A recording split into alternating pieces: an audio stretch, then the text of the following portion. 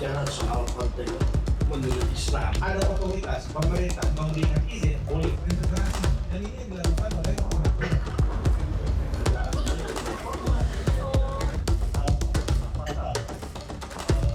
Kasino di Indonesia selama ini dianggap tabu. Padahal di banyak negara, industri yang satu ini berkontribusi langsung pada perekonomian suatu negara. Dalam diskusi publik yang digelar Ikatan Wartawan Hukum, wacana legalisasi kasino dibedah dari perspektif hukum, sosial, dan ekonomi Sabtu siang. Beragam pandangan mengemuka. Anggota Komisi 3 DPR RI Hasbialah Ilyas menilai legalisasi kasino belum dibutuhkan dan memiliki risiko sosial yang besar karena kultur masyarakat Indonesia tidak seperti negara-negara yang melegalkan judi.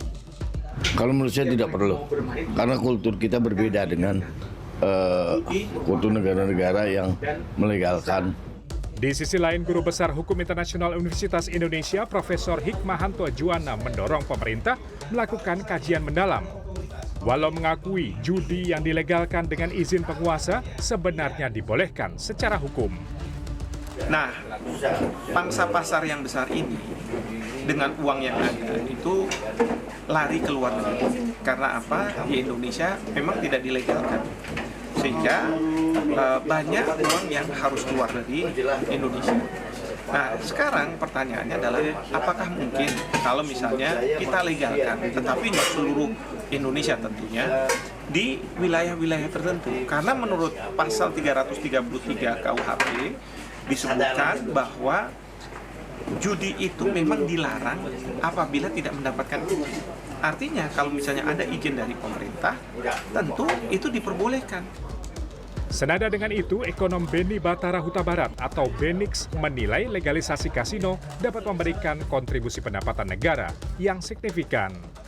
Kalau menurut saya yakin dan saya sangat optimis di Indonesia itu bisa terwujud yang namanya kasino. Itu sangat yakin, sangat bisa. Dan ini semua kan bolanya itu cuma ada di kepala daerah masing-masing loh.